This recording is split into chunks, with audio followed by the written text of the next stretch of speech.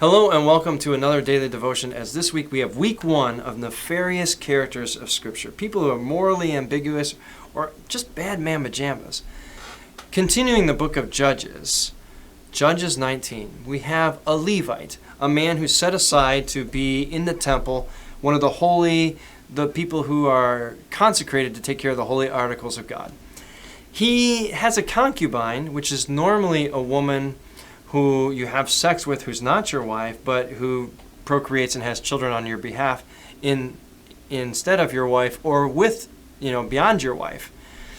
But the text is weird because the woman runs away. Some versions say she's prostituted herself to others. And other texts, the earlier texts, say she's just angry at her husband, the Levite, and so she goes to live with her father, which makes more sense when you read the rest of the story. The Levite comes to the house, and the father-in-law, which again it leans more to they're married, not that she's his concubine, tries to get these lovers or this husband and wife reconciled. He invites the man to stay several days, but there's this ominous kind of strangeness. Why did she leave? Is this guy abusive?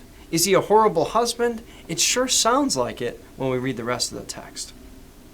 The Levite goes. They're heading back from his father-in-law's house with his wife/concubine. They come to the city of Gibeah in the tribe of Benjamin.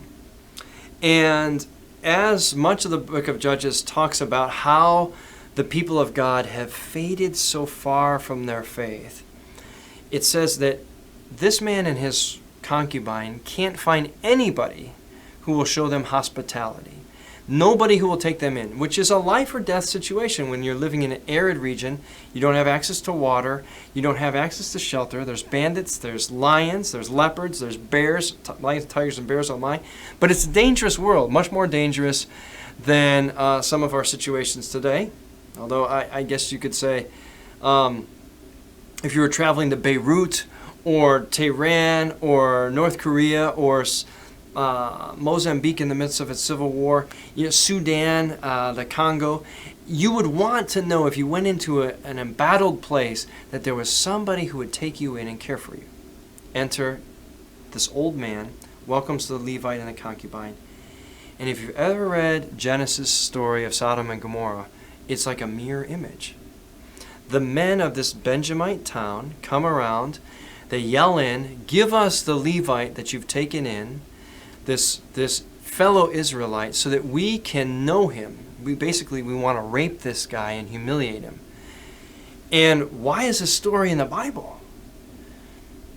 It's as if to say, people of Israel, look at what is going on in Israel, your tribes. You have become Sodom and Gomorrah. You have fallen so far away from your faith. You have forgotten God so deeply. And just as disturbing it is to us, it should have had huge shock value to anybody in Israel reading it. Like the story in Genesis, the old man says, "Listen, I have a daughter, and he's got his concubine. You can have them."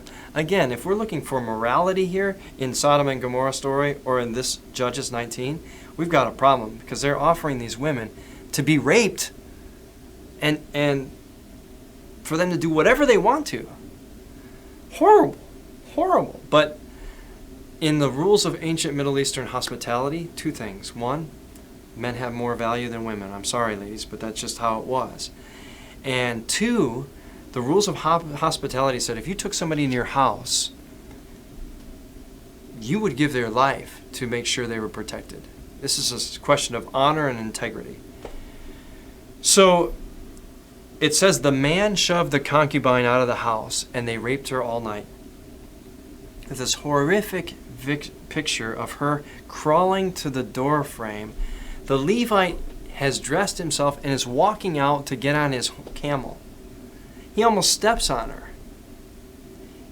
You telling me this guy slept soundly all night knowing his wife or concubine who he's loved is out there?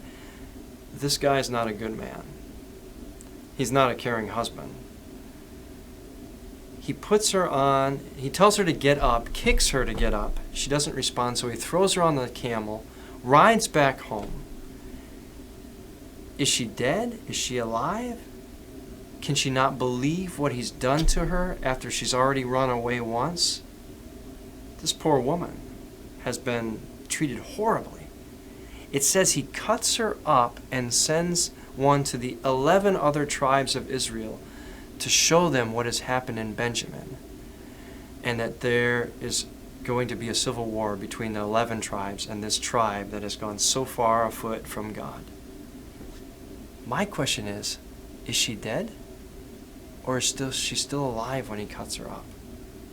It's one of the most brutal texts in the Bible.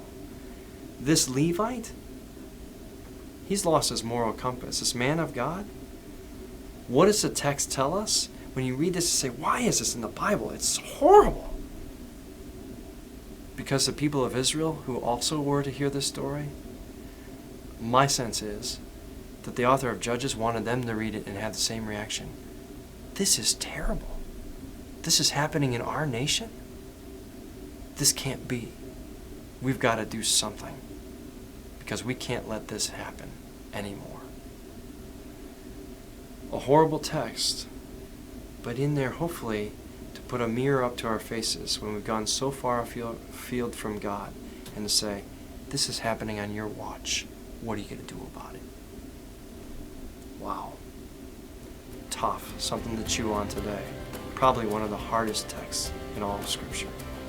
Amen.